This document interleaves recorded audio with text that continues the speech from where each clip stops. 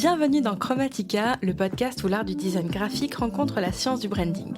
Je suis Madeline, graphiste freelance, et je serai ton guide dans ce voyage au cœur de la création visuelle. Chaque vendredi, nous plongeons dans les nuances infinies des couleurs et formes qui racontent des histoires, mais également des identités visuelles mémorables qui définissent des marques.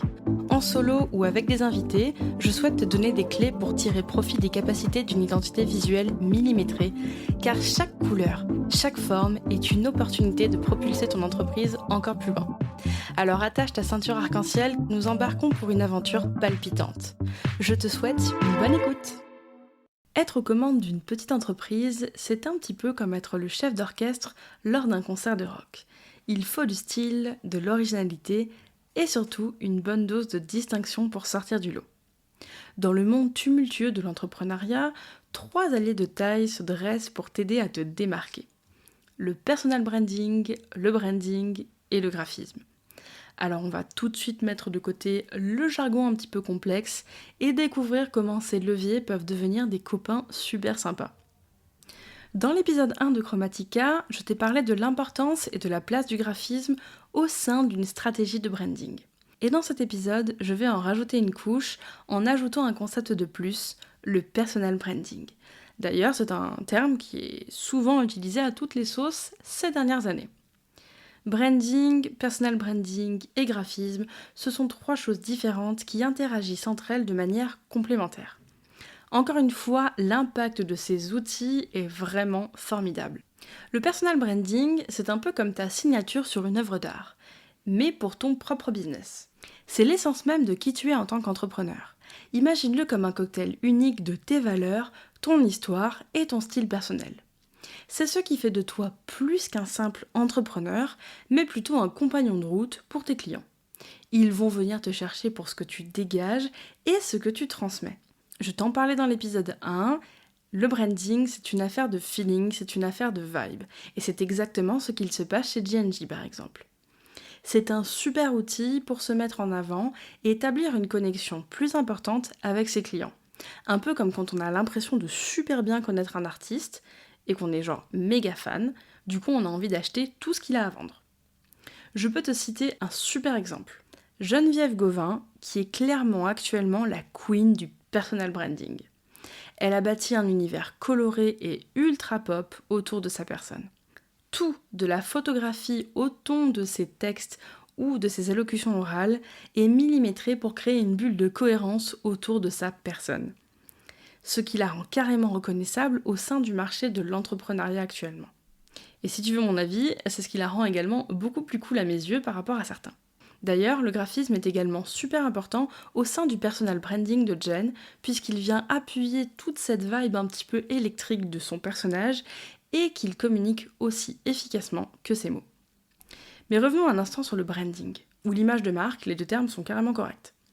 C'est donc un ensemble d'éléments visuels, verbaux, émotionnels, vidéo ou encore audio qui définissent l'identité d'une entreprise. Cela inclut la mission, les valeurs, la personnalité et l'expérience que l'entreprise souhaite transmettre à ses clients.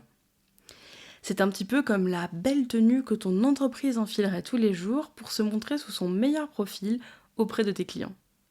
Le branding englobe absolument tout, depuis ton logo, bien encore une fois il n'est pas obligatoire d'avoir un logo, jusqu'à la façon dont tu vas communiquer avec tes clients.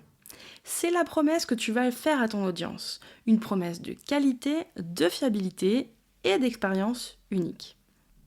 C'est pour cela qu'il faut choisir des éléments qui parlent à ton public et créer des assets qui vont devenir mémorables.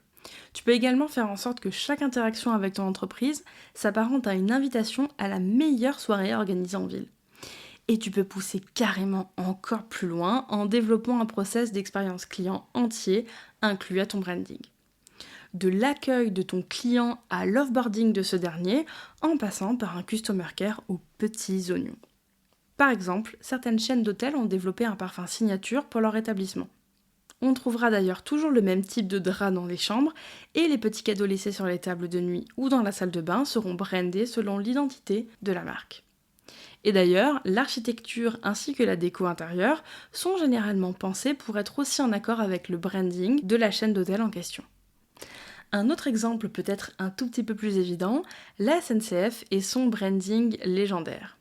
Alors que ce soit sur toute la partie communication visuelle ou pour le fameux jingle que l'on entend à chaque annonce en gare, mais également pendant les spots de pub télé ou radio, le branding de la SNCF reste mémorable. Et enfin, ajoutons une touche visuelle à tout cela avec le graphisme. Le graphisme, c'est la petite touche de maquillage sur ton entreprise et tu peux faire absolument tout ce que tu veux à partir du moment où c'est fait en cohérence avec le message que tu veux transmettre.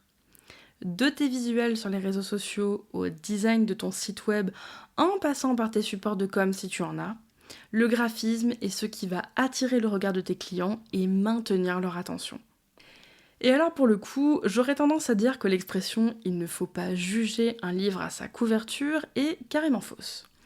Encore plus aujourd'hui d'ailleurs, puisque les maisons d'édition font des pieds et des mains pour avoir de belles couvertures collector. Bien sûr que si l'image de ton business fait de la peine, les gens passeront leur chemin alors que tu proposes probablement des services de qualité. Des images nettes, des typographies soignées et une mise en page bien pensée sont des ingrédients d'un graphisme qui fait vendre. Utilisé en complément d'autres médiums comme la photo, la vidéo ou encore le son, on obtient un cocktail parfait pour faire grandir son business. Et comme je l'ai expliqué dans l'épisode 1 de Chromatica, le graphisme est un élément clé du branding et du personal branding car il est essentiel pour donner une identité visuellement cohérente et reconnaissable à une marque ou à une personne. En somme, et pour conclure, le personal branding, le branding et le graphisme ne sont pas des super-héros en solo. C'est un petit peu la Dream Team des Avengers, prête à conquérir n'importe quel marché. Le personal branding donne une âme à ton entreprise, le branding lui offre une identité solide, et le graphisme la part d'une belle robe de soirée de grand couturier. Du McQueen de préférence. Ensemble, ces leviers forment une harmonie parfaite pour te démarquer et laisser une empreinte mémorable dans l'esprit de tes clients. Et si d'aventure tu veux faire le point sur ton projet, tu peux réserver un petit créneau avec moi en cliquant sur le lien dans la description de cet épisode. Je serai absolument ravie d'échanger avec toi sur le sujet.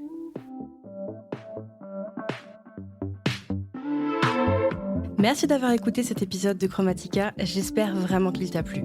N'oublie pas de t'abonner sur ta plateforme d'écoute préférée et de laisser un commentaire ou un mot d'amour ainsi que des étoiles. C'est ce qui aide à vraiment faire connaître le podcast en plus de m'envoyer du love. On se retrouve la semaine prochaine, mais d'ici là, tu peux me retrouver sur Instagram, @madostudio. Porte-toi bien et je te dis à très vite.